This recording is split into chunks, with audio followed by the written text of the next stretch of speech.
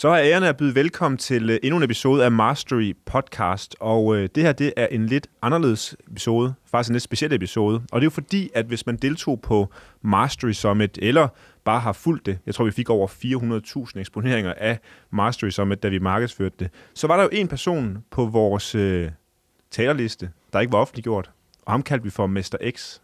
Og nu har jeg æren af at sidde sammen med ham, og også skal offentliggøre for dig, der sidder lidt med til vores podcast, hvem det så rent faktisk er.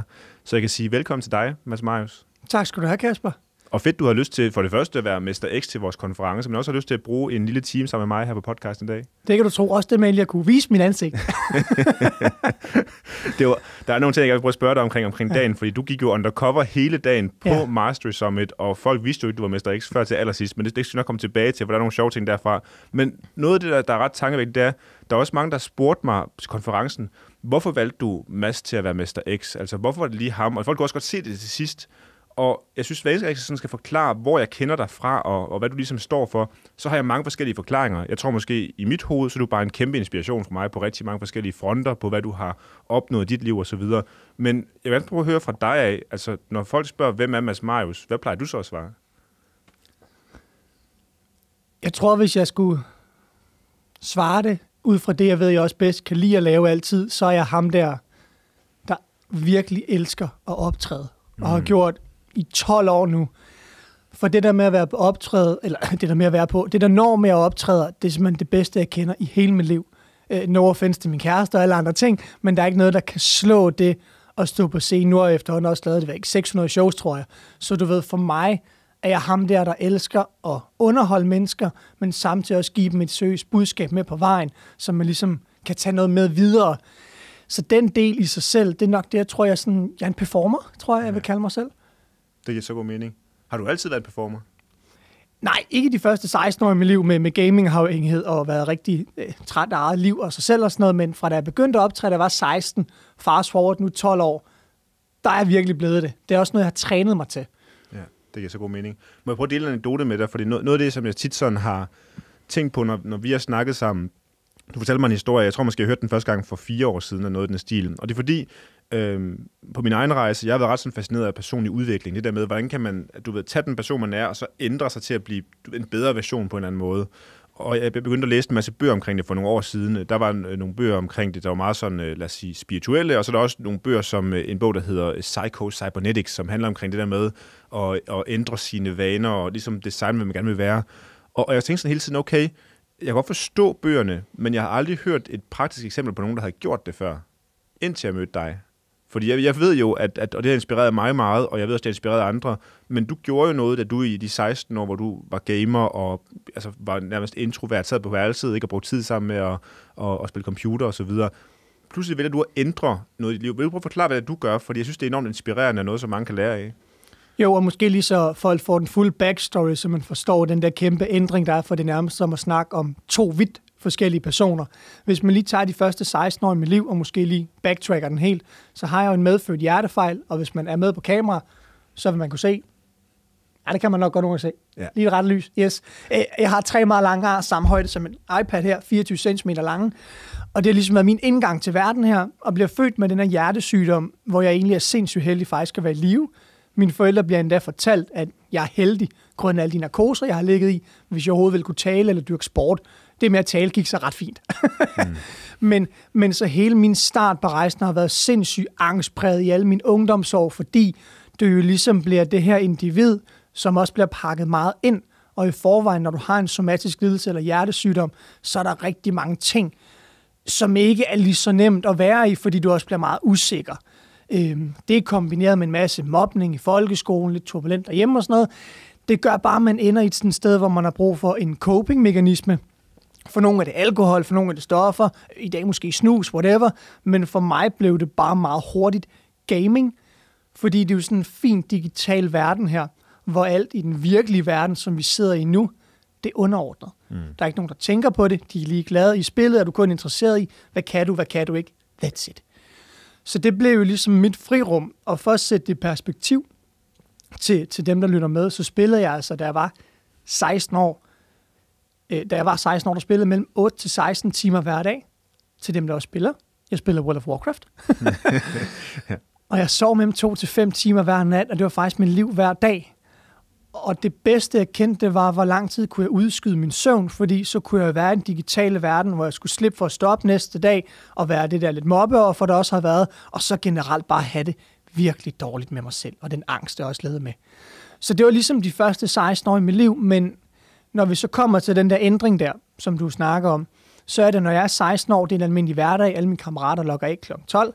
Jeg spiller altid selv til måske 2, 3, 4 tiden, fordi why not? Og når man så sidder der en aften, så kan jeg bare huske, at jeg bliver så fucking sur på mig selv over, at andre mennesker bestemmer, hvad jeg kan og ikke kan i mit liv. Og så laver jeg sådan et simpelt matematisk regnestykke. Jeg er ikke god til matematik, men lige den der aften, der kunne jeg åbenbart godt. Det der med, at enten så kunne jeg fortsætte resten af mit liv ved at sidde foran min skærm, og i min ligning der betød det faktisk kun, at jeg fik det værre og værre, og hvor jeg ville ende hen, I don't know, men ikke noget godt sted. Eller hvis jeg nu stoppede den aften, så var det faktisk lige meget, hvad jeg gjorde eller begyndte på. Så kunne det kun blive bedre derfra. Altså, der skulle ingenting til, så dårligt med mig selv havde jeg det, i det hul, jeg egentlig var. Og så tænkte jeg, ved du hvad? Fuck that shit. Og foran mig havde jeg altid sådan et stykke papir, og været nedskrevet min fremtidsmål omkring min World of Warcraft-karakter. Det tog jeg, krøllede sammen, smed det helvede til, tog et nyt stykke papir, og så begyndte jeg så at beskrive den der virkelige karakter, jeg gerne ville være i stedet for, som jo ligesom skulle blive den der Mads Marius 2.0 edition. Og det brevet egentlig indholdt, det var, at jeg skrev meget specifikt, jeg vil gerne lære at bruge min stemme som et redskab eller værktøj til at kunne inspirere andre, men også til at kunne stå op for mig selv, sige, hvad min behov er, og skabe den virkelighed omkring mig, jeg gerne vil have. Og der tror jeg, det vigtigste redskab, man har, det er en stemme. Så det skrev jeg meget specifikt på det papir. Det har jeg ikke sagt til dig, men det får du også at vide nu, til jeg lytter med. Jeg underskrev det faktisk med blod. Og det er, fordi jeg havde set, jeg elskede gladiatorfilm og alt det med romeriet og sådan noget. Så jeg bare, man underskrev ting med blod, så tænkte jeg, fuck, jeg gik ud og skar mig selv i fingeren, og så drøbede jeg det med blod. Fuldkommen hjernedødt, men det er så også det eneste, jeg underskrev med blod, og det virkede åbenbart. Ja. Fordi den aften, der vælger jeg jo så at gøre det, at jeg vælger med at stoppe med World of Warcraft fra den ene dag til den anden, og jeg har faktisk ikke rørt det lige siden. Så jeg gik jo fra 8 til 16 timer hver dag til at spille 0, gik fra at sove 2 til 5 timer hver nat, til så at sove 6 til 8, og så begyndte den der rejse på at skabe det der individ, som jeg jo gerne vil have, på baggrund af det hvide stykke papir, det der nye white paper, man godt kan kalde det, som jeg havde lavet. Og det er jo så den rejse, der har været de sidste 12 år af mit liv, som hurtigt manifesterede sig ind til en foredragskarriere meget tidligt i mit liv, som jeg har haft ret god succes med, faktisk. Så det er sådan lige den der, sådan, som du snakker omkring, at lave et hard change, hvilket det virkelig er, fordi det var jo en kæmpe ny, anderledes hverdag, jeg skulle prøve at etablere. Det giver så god mening. Prøv at forklare lidt, fordi at jeg føler også, jeg har også selv prøvet nogle gange at lave, ændringer i mit liv, og hvis jeg kigger tilbage på, hvor jeg var henne for, lad os sige, 8 eller 10 år siden, kan jeg også se nu, okay, jeg har også ændret mig markant til noget, jeg faktisk måske ønskede. Men nogle gange, når man hører sådan en historie, kan det lyde som om, okay, så skrev jeg det ned, og så gjorde jeg det bare. Altså, havde du nogle startproblemer også med at komme derhen? Altså bare sådan til kontekst, hvor lang tid gik der fra, at du begyndte at skrive det her ned, til du eksempelvis holdt dit første foredrag, og kunne du blive ved med at gå ind i den her nye karakter, eller faldt du også tilbage til den, der måske hed autopilot? Nu ved jeg godt, at du gik væk fra gaming, men det kan være, der var andre ting, du faldt tilbage i. Altså, der er jo lidt to ting. En ting er, hvor hurtigt jeg ligesom finder ud af, hvad jeg gerne vil, og den anden ting er, at man også skal huske på, at når man stopper med en vane, så kommer der et tomrum. Hvis du ikke fylder det ud, så er det fucking svært at abstrahere. Og det gælder specielt, hvis det står for alkohol. Hvad end det er, fordi du fucker jo ligesom med dit dopamincenter. Så det vigtigste for mig var at sige, hvordan får jeg udfyldt det tomrum? Og her kommer så lidt for at svare på det andet spørgsmål samtidig, at meget kort tid efter, at jeg stopper med det her, altså næsten tilsvarende, der er jo inde at se det her comedy show på Bremen. Jeg nævner det også til min talk i Mastery Summit, men så alle med, der er inde at se et comedy show på Bremen. Jeg kan ikke huske, hvem det var, men jeg kan bare huske, når jeg går ud derfra en dag, så kigger jeg op på den der skide lysbjælke, der er derude, ser navnet, og så siger jeg bare til mig selv, der skal mit navn også stå en eller anden dag. Og så begyndte den der drøm med at sige, jeg vil fandme være the entertainer. Jeg vil gerne lære at stå på scenen og kunne ligesom bruge min egen historie, men også min egen redskab og værktøjer til at kunne give noget godt tilbage til den her verden her. Eller også det der med at optræde, fordi det gav mig et fedt dopaminfix også. Ja. Så det blev ligesom rejsen, og derfra begyndte jeg jo super hurtigt at optræde til fødselsdag, konfirmationer, bryllupper. Fuck, jeg optrådte til mange underlige ting. Altså storkespringvand i København har jeg bare stillet mig op og bare brølet ud over hele den der gade, der er der jo ikke. Altså alle sådan nogle underlige ting har jeg jo bare gjort for at lære i de første 2 år, da jeg var 16 til 18, bare at stå og underholde mennesker. Meget impro, det var ikke emnespecifikt, det var bare ren impro. Fordi det vigtigste, jeg tror, du kan lære som foredragsholder, entertainer, oplægsholder, kald det hvad du vil, det er at holde folks opmærksomhed. Hvis du ikke kan det, så er det lige meget, hvor pisse dygtig faglig du er. Kan du ikke holde folks opmærksomhed, så er det lige meget. Så det var det vigtigste, jeg skulle lære. Så det var ligesom startskuddet, så det var et mix med at sige, meget hurtigt fandt jeg ud af, hvad jeg ville, til en blanding af, jeg fandt også ud af meget hurtigt, så skulle jeg finde en anden måde at stimulere min hjerne. Og det jeg jo så også rent praktisk gjorde, det var, at jeg hver dag havde jeg en regel om, at jeg skulle komme ud af min comfortzone mindst 1 gang. Og det gjorde jeg cirka i 2-3 år, hvis ikke 3,5 år i streg, og nogle gange flere gange, fordi det handlede om, at jeg skulle bryde den vane, der hed at sidde foran min computer. Så det var rent, hvis du vil kalde det et fagterm, eksponeringsterapi også, men en blanding med det at være meget konkret på det, og så altså never skip a day, ren consistency. Og hvordan startede det? Fordi der er en udvikling i at sige, okay, jamen jeg skal gøre det ukomfortable. Igen, særligt også i en hverdag nu, hvor hvis man kigger ud i befolkningen, ikke? Der er jo mange, der måske mere er, lad os sige, ofre, eller siger, jamen jeg kan ikke, og jeg er ikke god nok til. Du vil jo sige det modsatte. Okay, jeg skal bare lære det og blive komfortabel med det ukomfortable. Så hvordan udvikler det sig igennem tiden? Fordi i starten, så er det jo måske nogle små ting, du gør, tænker jeg, for at være ukomfortabel, og for ligesom at stille dig ud. Og så bliver det vel vildere og vildere.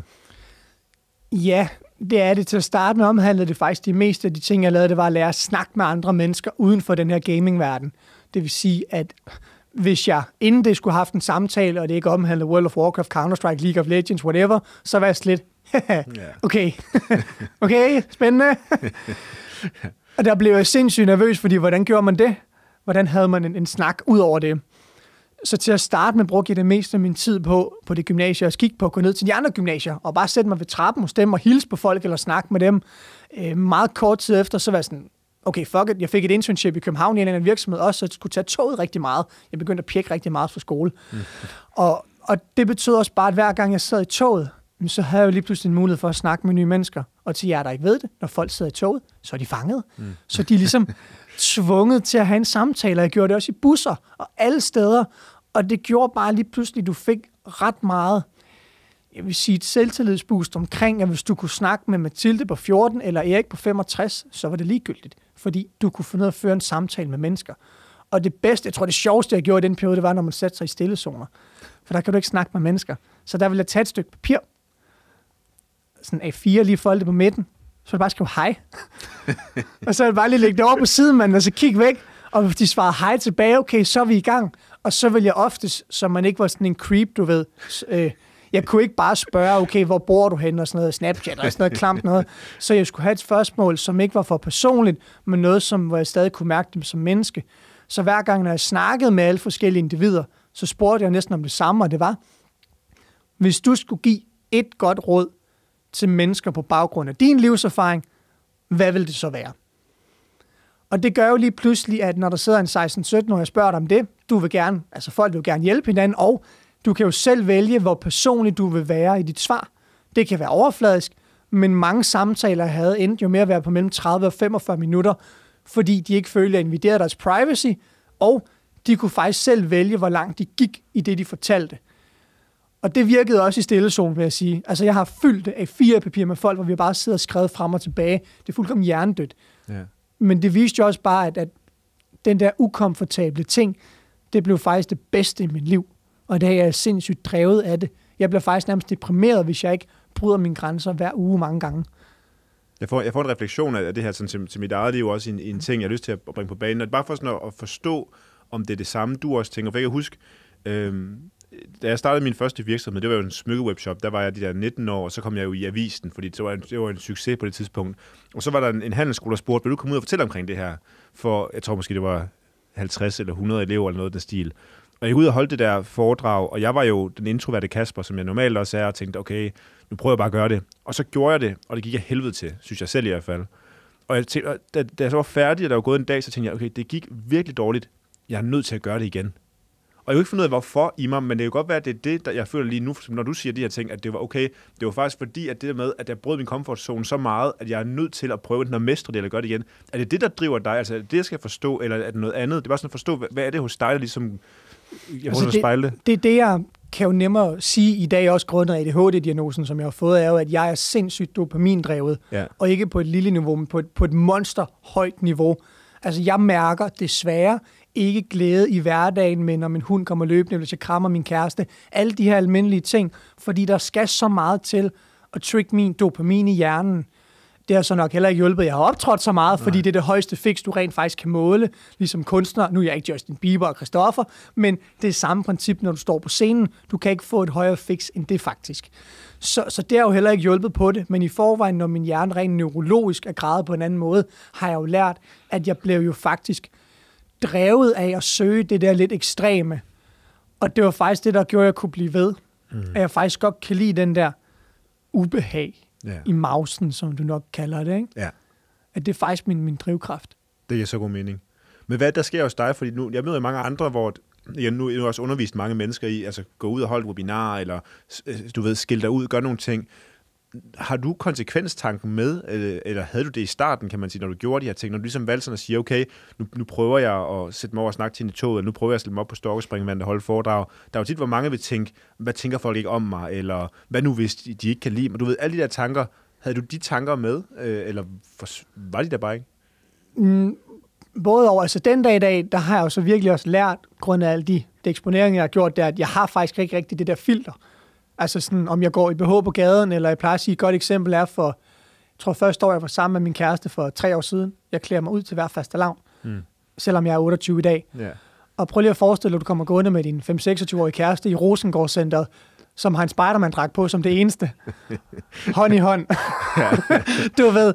Men for mig, det er jo bare noget, jeg gør, og jeg synes, det er sjovt at prøve at se alle de mennesker, der smiler af det, hvor hyggeligt vi har det. Børnene kommer hen og sådan noget, og hun var bare sådan, det er virkelig over min grænse, det her. Jeg synes, det er sjovt, og synes stadig, jeg er underlig, men du ved, på den måde har jeg ikke det der filter, har jeg lært.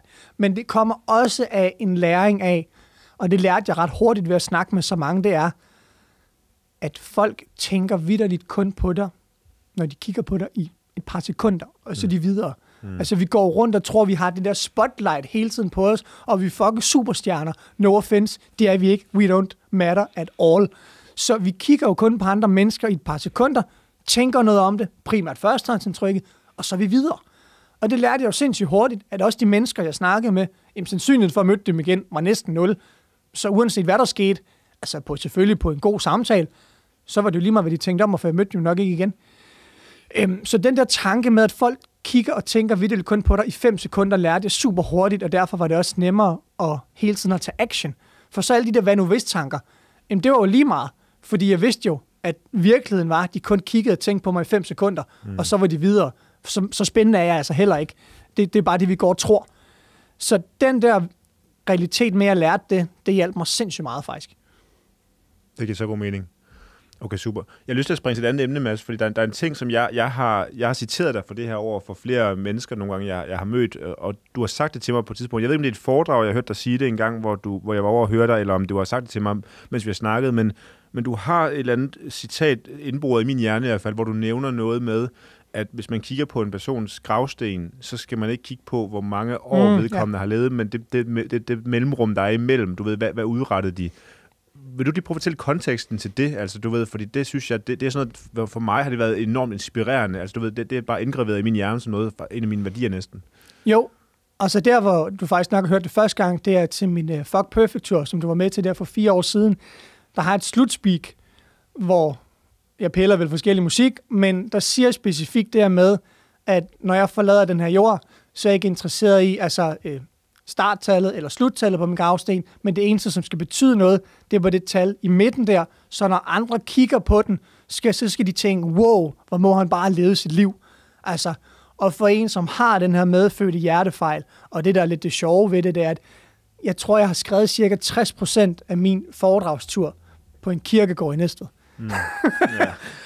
og det, der er sindssygt fascinerende ved det er, og det er på sene tidspunkter om aftenen, hvor det kan være creepy at være der, men det er også i mange dagstimer, da jeg boede der. Og det det, der var med det, var, at hver gang jeg sad der på en af bænkene, og sad og skrev noget af showet her, finpudsede det, så var det, jeg jo tit rigtig ofte så de ældre kom forbi, du ved, og lægge blomster ved deres hustru eller mands gravsten. Og det er jo sindssygt reflekterende, fordi de er jo selvfølgelig oppe i årene, men nogle gange, så kunne du gå hen og kigge på gravstenen og sige, okay, de har måske ikke levet så længe, eller hvad er længe så egentlig? Hvis vi tænker på gennemsnitlig levealder, så er vi jo sådan noget mellem 70 og 80, måske 75 eller sådan noget. Jeg ved ikke lige, hvad statistikken er, men jeg ved det der omkring. Ja. Og der ved jeg jo bare, at med min hjertesygdom, hvis jeg tror ærligt ikke på, og det siger jeg faktisk egentlig ret ofte, jeg ved godt, jeg bliver nok med garanti ikke lige så gammel som alle andre. Det er svært at spå om, I don't know, men jeg vil hellere have, at mine yngre år, dem jeg har nu og her, skal være de bedste leveår, og så er jeg måske ligeglad med, om jeg ikke bliver 50-60. Men så vil jeg kraftedeme også have levet de år, som jeg har nu og her, to the max. Så det er egentlig lidt det betyder, og så også en kombi mellem, at for mig, der lever jeg kun 1 år gang. Fordi jeg ved ikke, om ved næste tjek, jeg skal til Paris, om jeg får at vide, Mads, du skal opereres igen. Og det er nogle ret komplicerede, store operationer, som kan medføre, at man ikke kommer igennem den. Måske ikke under, men efter. Who knows? Så for mig at kunne tage det der citat, det at sige, at jeg er ikke særlig interesseret i, hvor gammel jeg bliver, men hvis jeg nu kan formå med den tilstand, jeg har, og de udfordringer, som ligger i mit liv, at sige, hvordan får jeg så den der streg i midten der til at fylde mest? For så er det jo ligegyldigt, hvornår det slutter. Jeg tager mig tit i, og det lyder måske lidt morbid at sige, eller hvad vil jeg sige, voldsomt at sige for nogen, når jeg har haft en vanvittig fed dag, hvis jeg kører hjem fra shows, det er som regel oftest der, det kan være. Det kører faktisk også efter Mastery Summit. På de der virkelig fede dage, så siger jeg til mig selv i bilen, i dag er en god dag at dø på. Fordi så ved jeg, at jeg den dag har levet mit liv til det absolut max. Og så kan jeg jo sådan set ikke ønske mig mere. Det er stærkt. Så det er lidt det egentlig betyder. Fordi ofte så går man op i, man kan godt synes, ja, longevity er fedt og alt sådan noget. Men det er jo fint, hvis du bliver ramt af en bus i morgen. Doesn't matter. Har du så haft det godt indtil videre? Ja, okay, det ved jeg så ikke. Ja. Så det der virkelig med at kunne nyde processen i det, det er vigtigt, specielt måske for en som mig med min historik, men det tror jeg også mange andre kunne lære lidt af, som ikke bare går i zombie-mode og tager endnu en dag og endnu en dag og endnu en dag, og venter på, at det bliver godt om 10 år. Fordi who knows, om du når det til om 10 år. Ja. Det ved jeg ikke. Altså, så jeg synes meget, det handler omkring perspektiv. Og det var faktisk lige præcis derfor, jeg også gerne ville have dig til Mastery Summit, for det er jo lige præcis det, der det handler omkring i en hverdag i dag, hvor vi alle sammen kører på autopilot, eller igen prøver på at leve så lang tid som muligt, men hvilket liv, hvis vi ikke har fokuseret på, hvad vi skulle ud af det. Altså, det er virkelig, virkelig fedt, fordi der er jo mange af os, der, altså som du selv siger, går i zombie-mode i hele livet. Så virkelig stærkt, og tak for at dele det også på podcasten her, fordi det var også det, der gjorde, at altså, du ved, at jeg virkelig forelskede mig i din måde at gøre tingene på. Altså, det var jo netop lige præcis den der refleksion, man får med. Men det er også det, jeg gør, altså Kasper, sådan hånd på hjertet den anden vej, som jeg synes er sindssygt altså fascinerende ved dig i forhold til mange andre iværksættere, for det er du stadig. Selvom du har en rimelig veletableret forretning, så er du stadig iværksætter. Altså, for mig synes jeg jo, det er vanvittigt inspirerende, hvor lang sommerferie du holder, hvor du ikke arbejder, men også det med, at du prøver at holde en nogenlunde, du kalder det ikke sådan 8-16, du ved, du er stadig på, men du ved, en forretning, hvor du har tid til dine børn. Altså, det synes jeg er vanvittigt inspirerende, fordi det er nemt at sige, når man kommer hjem, okay, jeg sidder lige med telefonen igen i 4 timer endnu, men jeg tror, der 10 gange, om det giver 100 gange igen om 10 år, at dine børn jo har kunne mærke, far han var til stede. Far han vil lege med os, faren vil faktisk bruge tid med os, i stedet for at sidde med, undskyld mig, sin fucking lortetelefon, som rigtig mange gør. Og det synes jeg er mega cool. Også den ferieholder, eller sommerferieholder, som er sindssygt lang. Fordi den nærvær, du giver, tænker jeg også, du får 10 gange mere ud af, end undskyld mig, endnu et salgskald. Ja, enig. Altså, så den der måde også at strikke sit liv sammen på den måde, hvis du snakker ind i de værdier, jeg har som menneske, så synes jeg, vi deler den sindssygt meget. Og det synes jeg, det er bare ved sådan en kæmpe respekt for det. Altså. Ja. Og tak for det. Men det er også det, som det handler om et eller andet sted. Jeg synes, det er jo det, som hele citatet i mit hoved også omhandler, som du siger med gravstenen der. Det er jo igen, tag nu kontrol over, hvad der sker imellem de to årstal, fra du kommer til verden, til du dør. Du kan selv bestemme, som du siger, hver dag. Altså der er jo nogen, der måske kun sikkert hvert år, eller nytårsforsæt, eller så videre. Men hver dag kan du beslutte, hvad skal der ske? Hvordan kan jeg gøre dagen i dag til en bedre dag? Hvordan kan jeg påvirke nogle menneskers liv til det bedre? Præcis. Jeg har lyst til at skrue en lille smule tiden frem, Mads, hvis jeg må det, til Mastery Summit. Ja. Fordi det var jo det sjove. Vi mødtes for, det må være 10 måneder siden nu, hvor vi var ude at spise en frokost her i Esbjerg. Og jeg spørger dig, om du har lyst til at komme og tale på Mastery Summit, og om jeg må kalde dig for Mr. X. Og jeg ved ikke, hvad du selv har tænkt på det tidspunkt. Jeg havde jo nok en klar idé omkring det. Jeg ved ikke, om du bare tænkte, lad os se, hvad der sker. Jeg tror sgu ikke, jeg vidste. Altså i mit hoved, mit hoved elsker det ukendte, så jeg har jo bare tænkt, fedt, det lyder som et eventyr, og jeg vil selvfølgelig gerne støtte dig, Kasper. Så sådan, jeg booker den bare ind. Ja. Sådan, vi snakker om det senere. Ja. Og så er det sjovt, dagene op til, for jeg har ikke tænkt så meget over det, men så, jeg tror, du ringer til mig en uge før Mastery Summit, og så siger du sådan, Kasper, bare lige så du ved det til konferencen, jeg får et normalt badge, ikke? Altså sådan du ved, som, fordi alle speakers havde sådan et speakers keyhanger, så man kunne se, at de var speakere, og du var sådan, jeg får bare et normalt, så jeg kan gå og mingle med folk. Og jeg har slet ikke tænkt over, at du ved, det var sådan en hidden agenda, du også havde, at det var sjovt at gå rundt og ligesom at være til stede på dagen. Men du fik jo den her, det klassiske keyhanger med dit navn på, og deltog som deltager i løbet af hele dagen. Prøv lige at forklare sådan, altså, fordi det var meget sjovt at opleve også, at du egentlig har minglet med folk og så videre i løbet af dagen. Prøv lige at forklare, hvordan du oplevede dagen som deltager undercover. Ja, altså for mig, også det, der går forud for at sige det, at for mig, at du ved, det er jo, mit show begynder jo faktisk det øjeblik, jeg lander med den normale keyhanger. Og det er jo det der med at entertaine, det er en del, altså det opbygning er det vigtigste. Så for mig at være deltager var jo sindssygt sjovt, fordi jeg også gik og havde så mange samtaler med andre omkring, hvem tror du mister ikke sagde sådan noget. Det er slet ikke taget stilling til nu, det er alt for tidligt. Ja. Nej, okay, det er også fair nok, men jeg tænker, at det kunne være det her eller det her. Sådan, ja, okay, det må være tryllekunst. Jesper Buch, hvem tror vi ikke? Altså, bare prøve at prime folk hele tiden. Og det gør også, at man har lidt at arbejde, lidt ekstra med træning, når man så kommer på scenen. Så for mig var det jo sjovt, fordi også hver gang, jeg er jo gået ned backstage hele tiden, men der er ikke nogen, der har tænkt over det. Nej. Altså, og gået forbi. Jeg kan også se nogle gange, hvis jeg har hilst på Kim, og så var man sådan, hey, er du klar?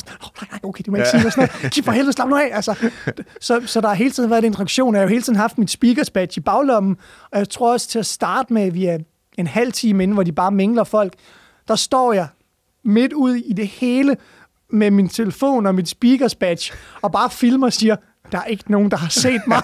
Altså, bare sådan, fordi det giver opbygning og også glæden for mig selv, så for mig har det jo egentlig bare været sjovt, og også det der med at lyve hele dagen, det var, hvad det var, men det giver bare noget opbygning og stemning. Ja, det giver så god mening. Ja, fordi det er jo også det, som du sagde til mig, det er noget, det jeg var meget imponeret over, det er jo også, som du kan, hvor du sådan siger, jeg spurgte jer aftenen inden, hvor vi var ude at speak på speakerstænder, alle os, der er talere, der spørger så også, hvad så er du klar til i morgen? Og så siger sådan, jeg finder ud af det hele i morgen, for jeg kommer til at tage de indtryk med, jeg kommer til at tage fra folk, og så kommer jeg til at tage med på scenen senere. Og jeg tænkte bare, wow, det er stærkt. For det du gjorde i løbet af dagen, ikke? Altså, du samlede jo indtryk. Du kunne også høre, når du lavede din præsentation. Selvfølgelig var det noget, du måske havde på ryggraden, men der var også nogle ting, hvor man kunne mærke, der havde du hørt nogle ting, eller snakket med nogle mennesker, ikke? Ja, og nogle af de oplæg, så lavede en reference til Lasse Birk i en af hans oplæg med taktisk stilhed, for jeg bruger sindssygt meget stilhed som kunstpauser i mit show, du ved, når det er med tøjet eller sådan noget, fordi stilhed er mere kraftfuldt, end du hele tiden skal kæfte op.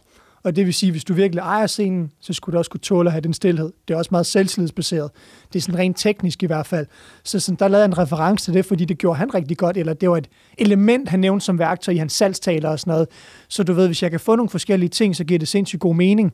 Ja. Eller hvis du nævnte ordet motivation, jamen, så refererer du til Mike, for eksempel Mike Rador, ikke? Altså sådan, du ved, så ligesom får det hele til at gå op i en højere enhed. Ja. Og det performede i hvert fald til UG. Så prøv at forklare sådan, hvordan var det så at gå på scenen der i løbet af dagen? For nu siger du selv, du havde jo løjet hele dagen, ikke? Altså, og jeg kan jeg lige give en anekdote med. Jeg har jo en forretningspartner i Captino, vores softwarevirksomheder, også der, som da vi kom ud efter, du havde været på, så siger han til mig, jeg har siddet ved siden af ham der. Du var sådan i løbet af dagen, sådan, og jeg vidste det ikke. Og jeg tror, folk havde den illusion af, for du har snakket med mange mennesker i løbet af dagen. Altså, hvordan var det så at gå på scenen, og så du ved, vise, at det faktisk var dig?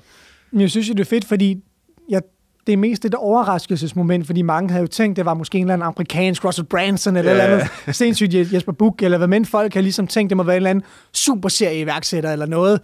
Og så ser man sådan, hvorfor går en af vores egne deltagere på scenen lige nu, du ved, det er det der mindfuck-element. Og så er det jo op til mig at tage styringen derfra og bevise, hvem Mr. X er, eller hvad jeg laver på den måde, ikke? Ja. Så jeg kan godt lide det der overraskelsesmoment, fordi ingen anede, who the fuck I was. Ja. Det er så fedt. Og du sagde til mig lige, inden vi gik på også, det med, at du kunne godt lide, at der var en modstand på, at folk måske sådan tænkte, du ved, jeg kender ikke ham, der går på scenen lige nu. Altså fordi, igen, det sagde du også selv, det var på scenen. Der er jo nogen, der har gættet på, at det er Morten Larsen fra Løvens Hule, eller er det Jesper Buch, der kommer, eller du ved, en tredje, ikke? Og så kommer du på, og jo, nogen ved måske, hvem du er, men der er måske også mange, hvor du skal til at erobre dem, eller vinde dem over på din side i løbet af showet, ikke? Og jeg tror, grunden til, at jeg godt kan lide det, er, fordi det har været vant til hele min foredragskarriere. Altså specielt, da jeg startede, hvem vil lytte til der blev booket professionelt, da jeg var 18, og jeg skulle leve, eller var 19,5, der lavede de 90 shows om året jo. Ja. Der havde jeg jo den der farverige sikker i trafikkasket på. Jeg ved ikke, om du kan se den for dig. Jeg havde jo sådan en underlig kasket på, super farverigt tøj. Jeg lignede sådan, altså en farvelade, fuldkommen vanvittigt outfit. Men jeg lærte jo meget hurtigt, at alle, jeg jo snakkede med, altid sagde til mig, du kan ikke få en karriere ud af det her, Mads. Du skal være virkelig skarp faglig, du skal være ældre, du skal have mange år på banen. Alle de der ting. Det var jo kun modstand, jeg mødte fra hele foredragsbranchen, fordi du kan ikke være 19 år eller 16 år og snakke foran andre mennesker. Gas nu ned. Ikke? Yeah. Det er det eneste, jeg fik at vide. Og hver gang du så dukkede op og havde sådan en anderledes outfit på, jeg var bare mig, så lærte jeg jo det faktisk, og det er der mange, der ikke er enige i, men jeg siger det som det er. Det er fucking ligegyldigt, hvordan du ser ud på scenen. Hvis dit vocal image, altså dit stemme-image, er kraftigere end dit fysiske image, så glemmer folk, hvordan du ser ud. Og det lærte jeg hurtigt, at jeg med min stemme og min performerteknik godt kan erobre mennesker, fordi jeg er så, jeg vil godt sige en kraftfuld performer, fordi jeg har rigtig meget energi, så jeg fylder meget, men på en måde, hvor man også bliver taget med ind. Yeah. Så ved jeg, det er fucking ligegyldigt, hvordan du ser ud, og som du har en skjort på eller t-shirt, no one gives a shit. Hvis din stemme vakler, og man ikke kan mærke dig, og du lyder confident, så er det jo lige meget, hvor flot du ser ud. Det er dit stemme, vocal image, der er det vigtigste på scenen, og det lærte jeg bare meget tidligt. Yeah. Og der havde jeg jo altid modstand for måden, jeg så ud på. 19-16-årig skinny kid, men når han åbnede kæften, så skal vi nok lytte, og så lader vi ham bare snakke, fordi han kan et eller andet. Yeah. Så det er lidt den der modstand, jeg godt kan lide. Det giver så god mening. Men det er også at høre, fordi at igen, og nu kan jeg bare lige sige også til alle dem, der lytter med til podcasten, hvis man ikke var der til Mastery, så man kan virkelig ikke glippe af noget, fordi det var et virkelig, virkelig godt show. Altså alle blev jo vundet over og grinede, og nogen græd også undervejs. Der var en af vores, som jeg kender, der var på konferencen, Andreas Knudsen, han kom ud med tårer i øjnene bagefter, men var også glad, ikke? Altså du ved, det var virkelig, virkelig bare et show, der leverede. Men noget af det, som jeg synes, jeg var imponeret over også, fordi det har jeg også set på feedbacken bagefter, der er jo nogen, der har været inde på LinkedIn og skrive opslag kun omkring dig. Du ved, hvor en masse show, det var så godt den dag. Altså du ved, du har virkelig et indtryk. Og det er også, når jeg tænker tilbage, for jeg kan huske, du inviterede mig over til Odense på din Fuck Perfect-tur, hvor at jeg var over at se det, og jeg kendte ikke hinanden så godt på det tidspunkt endnu, men jeg fik lov til at komme over og se showet derovre, og jeg var også sådan lidt, jeg vidste ikke helt, hvad jeg gik ind til. Og så kan jeg huske, at jeg kommer ind i salen, og så ser jeg folk begynde at komme ind, og alle har dit merch på. Og jeg tænker sådan, okay, jamen de mennesker, der kommer her i dag, de kommer ikke for at høre et interessant oplæg. De kommer, fordi de er fans af dig.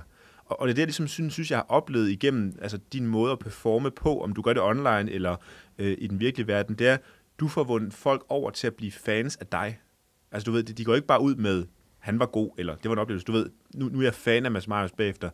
Er det noget bevidst, du ved, du tænker over, du gør, eller er det noget, du ved, noget strategi, psykologi i det, eller er det bare, du ved, når man er ærlig og giver sig selv, du ved, fuldstændig ufiltreret, så sker det. Hvad er din opfattelse, oplevelse af det?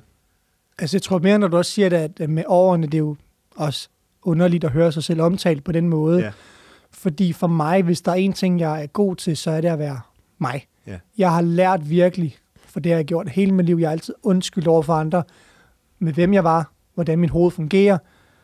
Men da jeg stoppede med det, så var det en helt anden verden, man gik ind til. Og de fleste mennesker, uanset alder, er pissegode til at undskylde over for andre, med hvordan de er. Mm.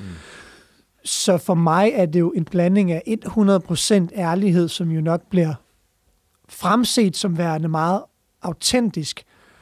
Jeg har selvfølgelig også på den anden side jeg har rigtig mange tekniske virkemidler. Jeg ved præcis, hvordan jeg leverer en historie. Altså, jeg er vanvittigt nørdet med performance og præsentationsteknik. Måske på sådan et detaljeniveau, hvor de fleste tænker, okay, gas lige ned. Men det er ikke noget, du ser. Men det er jo selvfølgelig også nogle virkemidler, men det er jo ikke min intention at gøre det på den måde. Min intention er med virkemidlerne at spille mig selv så god, som jeg overhovedet kan. Mm. Og det vil sige, når man spiller sig selv så god, som man overhovedet kan, jamen så er det et spørgsmål omkring, hvor meget af mig selv giver jeg også på scenen, og det er jo 100%. Så jeg tror, det handler om altid at sige, at den version, du gerne vil have på scenen, skal være den, som er den mest autentiske. Og den del har jeg lært at spille mig selv god på. Fordi jeg ikke har, undskyld mig, jeg har taget et eller andet åndssvagt speakerkursus i USA, hvor man lærer sådan en klamkedelig formel, hvor du bliver sådan en vingummi uden smag, hvor du ikke har en skid personlighed på scenen. Men fordi jeg har valgt at gøre det på en anden måde, så tror jeg også på, at min egen stil brænder mere igennem. Og det er det, man godt kan lide, og det ikke er det der... Altså, du kan se, når folk har været på de der speakerkurser, Kasper, det gør ondt indeni på mig, fordi det er så stift. Og der kan man ikke mærke folks personlighed. Og det er det, jeg tror, jeg prøver med min stil at sige, den skal brænde igennem. Prøv at klare kontrasten, altså, fordi man kan sige, hvis jeg lægger mærke til din stil på scenen, så det er jo meget sådan, som ser i hvert fald, man er meget sådan i tvivl omkring, hvor det går hen hele tiden. Altså, du ved, man er hele tiden underholdt, fordi man ikke ved, hvor går det hen. Hvorimod det, du mener, hvis man går på et speakerkursus eksempelvis, så følger man en fast ramme. De presser dig ned i en kasse, og det bliver så stift, og det har jeg set ved så mange speakere efterhånden, og det er der, de virkelig falder ned, men de tænker, gjorde jeg det nu godt nok og sådan noget? Altså hånd på hjertet, nej, fordi du er virkelig, virkelig kedelig. Men det er fint, du har lært nogle teknikker, men de teknikker passer ikke til dig. Og det er jo det, som jeg sagde til dig, Kasper, at man kan ikke kopiere en anden stil. Der er meget få mennesker, som vil kunne kopiere min stil, fordi jeg er meget energisk og rundt omkring, og kræver også måske et andet mindset. Men som jeg sagde til dig, du gjorde det pisse godt på scenen, fordi du bruger din egen stil. Du prøver ikke at gøre det til noget, du ikke er, og det er det, rigtig mange gør, når de lærer de her amerikanske speakerkurser. Og jeg synes overhovedet ikke, man kan tage mange af de der specielle amerikanske speakerkurser og tilføre dem til danske værdier, fordi derovre der er meget, wow, pep talk, du skal være fremme, og vi skal bare det fucking vildt. Det kan man slet ikke i dansk regi på samme måde. Det fungerer ikke, fordi folk tænker, what the fuck? Altså, så jeg plejer at sige, hvis jeg har arbejdet med foredragsholdere gennem årene, som jeg har, så siger jeg, du skal ikke se alle de der ting der. Vi skal kigge på dig, og hvordan vi får din stil frem, og den stil, der matcher bedst til dig, det er kun dig, der kan beskrive den. Det kan ikke et eller andet, ligegyldigt retorikkursus ikke. Det fungerer ikke. Jeg hørte, vi var jo selv i USA for et år siden, mig, Kim og Niels, også over for en inspiration. Og der var faktisk en, der havde et sjovt take på det her. Det kan være, det er en lille smule det, du også prøver at kommunikere, bare for at jeg forstår det bedre. Hun var meget sådan, hun træner også folk i at performe på scenen. Og det var Michael Jones. Michael Jones, lige præcis, ja. Som snakker omkring de her med karismatyper. Altså du ved det med, at du skal finde nogen, der har samme karisma som dig, og dem skal du måske imitere i starten, indtil du finder dig selv. Så det er mere karisma, du kigger på, at man skal finde, eller hvad? Ja, og det der med personlighed, fordi der er jo mange, og det er sådan en sjov ting, som jeg har læst meget omkring, at folk vil ikke underholde, de vil gerne bare fremstå kompetente. Ja. Men det er jo fair nok, hvis du gerne bare vil fremstå kompetent, men så har du også mit ord på, så er der ikke nogen, der gider lytte til dig. Og det er sådan lidt en nyt take på det, fordi mange er jo opvokset med, om man er høflig og lytter. Nej, hvis du spørger mig, så skal du gøre dig fortjent til, at folk vil lytte til dig. Yeah. Og det er et helt andet take, fordi mange tænker, de skal nok lytte, og de er høflige. Nej, stop det der gammeldags fis der. I dag med attention span og sådan noget, du skal fucking gøre dig fortjent til folks opmærksomhed. Du skal være underholdende, og man kan godt være underholdende og kompetent. Jeg ved, når jeg går på scenen, måden jeg bruger mig selv på, måden jeg kan snakke om neurodivergens på, og optræde generelt. Jeg er fucking kompetent, men jeg er fandme også underholdende. Og det er derfor, jeg ved, at du gerne vil tage min guldkorn fra det kompetente, fordi du også skal grine af mig samtidig, eller med mig. Så det er en ny boldgade, vi render ind i, men jeg tror også, mange hænger lidt fast i måske tidligere mindset. Hvad så med, fordi så er der folk, der altid vil sige noget i stil med, men jeg skal jo ikke være underholdende, jeg er jo ekspert, du ved, jeg mister min status, hvis jeg forsøger at underholde, eller få folk til at grine, eller vise følelser. Og det er jo den, man oftest hører, men der tror jeg simpelthen, det er et spørgsmål omkring, at man ikke har lært enten at bruge de to former, der er til også at få humor frem. Det er enten rent stand-up og storytelling, og det er vigtigt at understrege, det er to vidt forskellige fortællermåder. Man kan ikke mixe dem. Du vil se mit show, enten laver jeg rent stand-up eller storytelling, og historie kan også godt være sjov, men det er to vidt forskellige måder, man skriver ting på. Altså en jokerbygning er noget andet. Så det, man skal huske på, det er, at hvis du ikke gør folk modtagelige over for din ekspertrolle, så får de jo heller ikke noget med, og synes ikke, du er ekspert. Du gør dem jo kun modtagelige ved, at du er underholdende først. Og underholdende handler ikke om, at du skal spille fandango og gøre et eller andet fuldkommen åndssvagt. Det handler omkring, at du måske kan være lidt mere menneskelig, få noget mere af din egen personlighed frem, og være lidt mere i øjenhøjde. Fordi hvis du kun er ekspert, så er du no offense, så er du aldrig i øjenhøjde. Så er du ikke menneske. Mennesker handler med mennesker. Længere er den ikke, så er jeg ligeglad, hvem fanden du er. Så det der element, der skal man stadig have med, uanset hvor fucking dygtig man er, hvis du vil have folk til at købe dit produkt eller lytte. Og de skal lytte, før de vil købe. Ja, det giver så god mening. Jeg synes, vi har været omkring nogle gode ting, som jeg ved, man kan tage med sig fra podcasten her nu, Mads. Men jeg har et sidste spørgsmål, jeg gerne vil stille dig. Og det er, fordi jeg ved, at du gik jo af scenen der på Mastery Summit, og du leverede, folk var glade bagefter. Jeg ved også, at rigtig mange, man lytter til podcasten nu, det er nogen, der har været på Mastery Summit, de har fået skrevet alle de her strategier ned nu, og ved, at de skal i gang med at implementere dem. og nu sidder de derhjemme og kan måske ikke få sig selv til at gøre det, eller føler, at der er en eller anden barriere, der står i vejen for dem, eller de ikke er gode nok, eller du ved, et eller andet for at komme hjem med de her ting.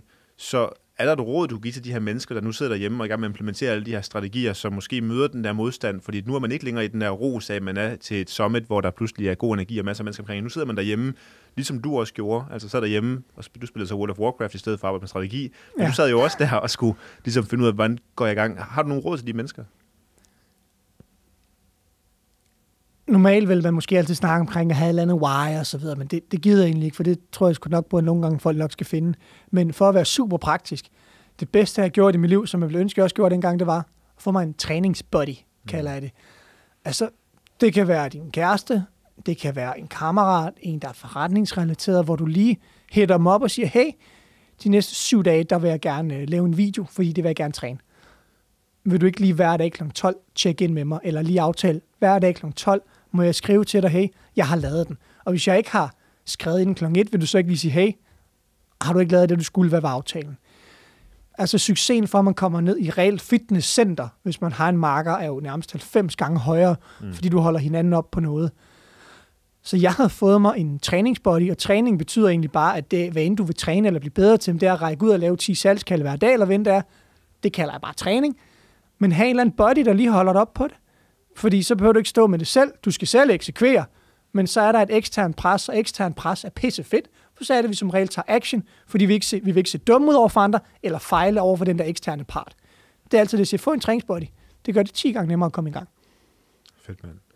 Mads, jeg vil sige tak, for du gad at bruge tiden sammen med mig. Nu skal vi så ud og spille paddle selvfølgelig med Niels og Kip lige om lidt, så vi vil så bruge den tid sammen. Men tak, for du vil bruge tid på podcasten her i første omgang. Så jeg ved ikke, hvis man nu sidder og tænker, jeg kan ikke få nok af Mads Marius, jeg vil gerne følge med i også, hvad du ellers laver af shows og forskellige ting. Hvor kan man så følge dig henne? Jamen, Instagram, Facebook, LinkedIn, søg på Mads Marius, så er I ikke i tvivl, for jeg tror kun, jeg er den eneste, der rigtigt hedder det. Så der kan I finde mig, og I er altid velkommen til at smide en besked. En kæmpe inspiration, Mads. Tusind tak, fordi du har lyst til at være med. Jeg lægger links i show notes til de her forskellige steder, og så tak, fordi du deltager i dag. Selv tak, men.